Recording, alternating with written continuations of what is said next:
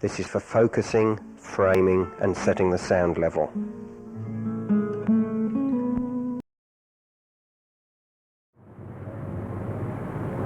Cape Town, South Africa. Jenny and the children are on their way to the station to board a rather special train. I was there too, of course, but you won't see much of me from behind the camera. The train is virtually a moving hotel, with sleeping accommodation, restaurants, showers, bars and lounge cars.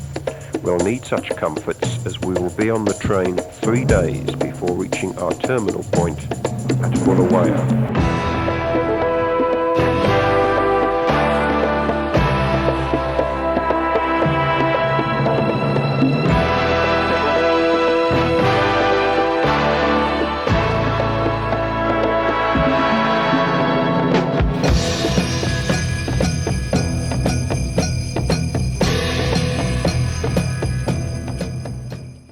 Initially, our journey had taken us through the splendour of the Hex River Valley Mountains, but as the light faded, we moved into the vast, arid, semi-desert of the Great Karoo.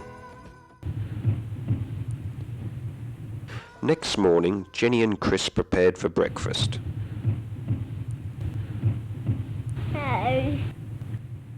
Later the same morning, we entered Kimberley, passing the huge holes of the open-cast diamond mines. Kimberley was also the place where we changed from electric power to steam. A magnificent old steam engine, complete with cowcatcher.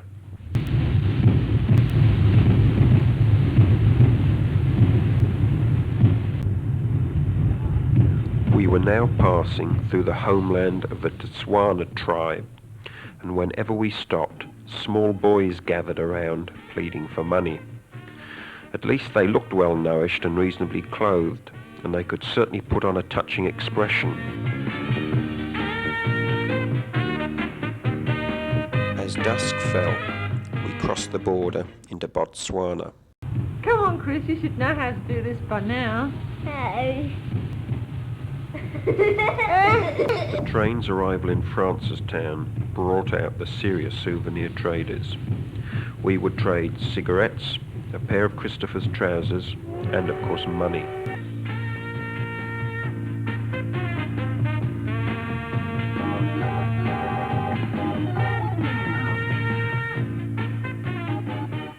We had already travelled over 1,200 miles, but the Rhodesian border was now only 50 miles up the line.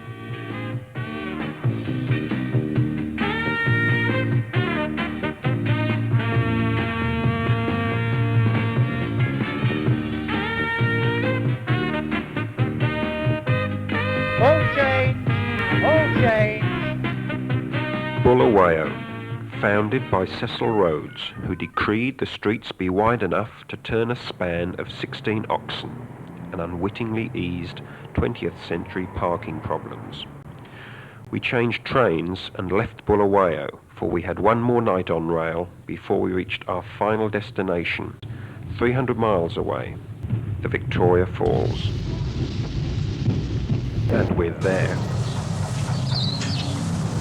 We booked into the magnificent Victoria Falls Hotel, with its views of the bridge connecting Zambia and Rhodesia, and the spray cloud from the falls themselves.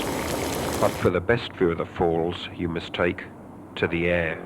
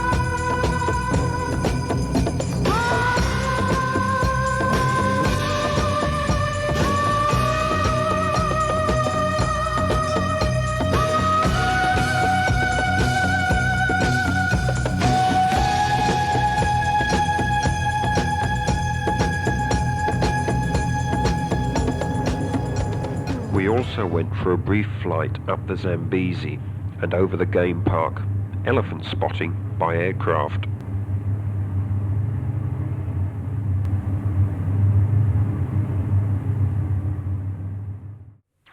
This is a farmer who farms crocodiles.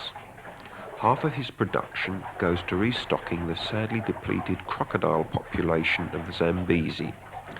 The other half end up as handbags. This croc is really lucky. He's kept for stud. Having seen the Zambezi River from the air, we decided to see more of it from closer quarters. A boat is the best way to see the river, for this is malaria country. On the riverbank is a graveyard of the earliest settlers, and the oldest man buried there was 28 years old. 2 hippos, unconcerned by the passing boat.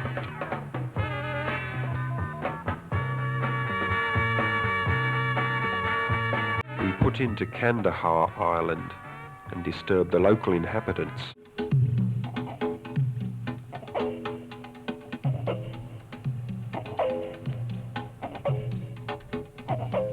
These are umlala palms. The apple-like fruit are a favourite with elephants.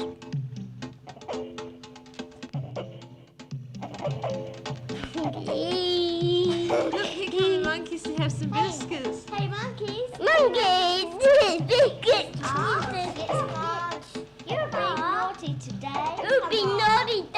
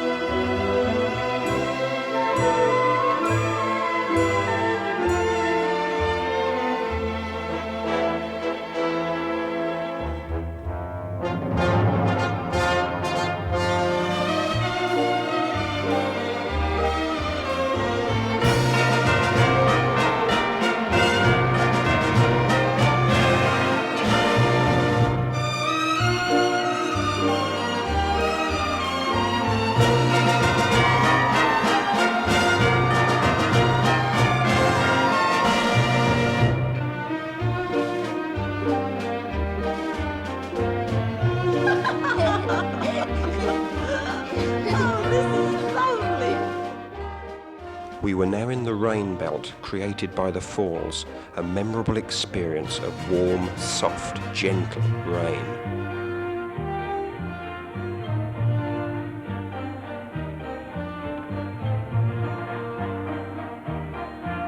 But the mood of the falls changed. The rain had become torrential. We decided it was time to go. This is a Matabele village and the last day of our stay.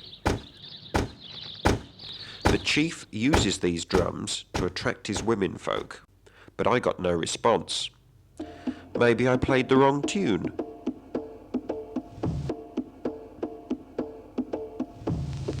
And so we boarded the train for the return journey, but with our thoughts still dominated by the mighty Victoria Falls.